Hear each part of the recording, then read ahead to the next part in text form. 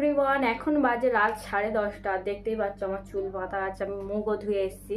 আসলে আমি একটা বিউটি টিপস দেওয়ার জন্য এসেছি। মানে কদিন আগে দেখছিলাম যে স্ল্যাপ থেরাপি, মানে কোরিয়ান স্ল্যাপ থেরাপি, যেটা ইউজ করে নাকি কোরিয়ানদের গ্লো বাড়ছে। তো আজকে নিয়ে 7 দিন হচ্ছে, আর বিশেষ করে আমার স্কিনটা না এত সুন্দর, মানে এত অ্যামেজিং একটা রেজাল্ট পেয়েছি। আমার ব্রণ ছিল না, দাগ ছিল না, কিন্তু গুড়ি গুড়ি গুড়ি গুড়ি কী সব ভর্তি হয়ে গিয়েছিল। তো সেই স্ল্যাব থেরাপি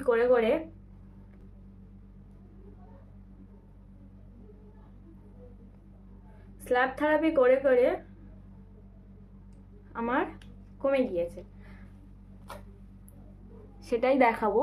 তো প্রথমে আমার যে নায়াসিনামাইড সিরামটা ছিল সেটা এইভাবে লাগিয়ে নেব।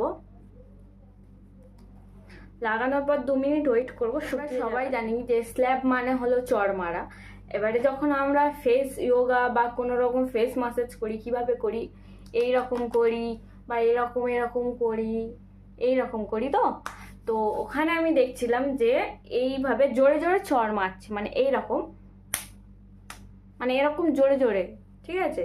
এবার কদিন হচ্ছে আমি এইভাবে মারছিলাম, আমি এরকম করতাম, এরকম,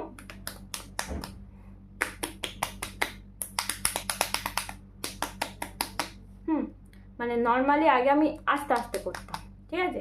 এবারে আমার জোর হচ্ছে, মানে বাড়াচ্ছি আমি জোরে জোরে,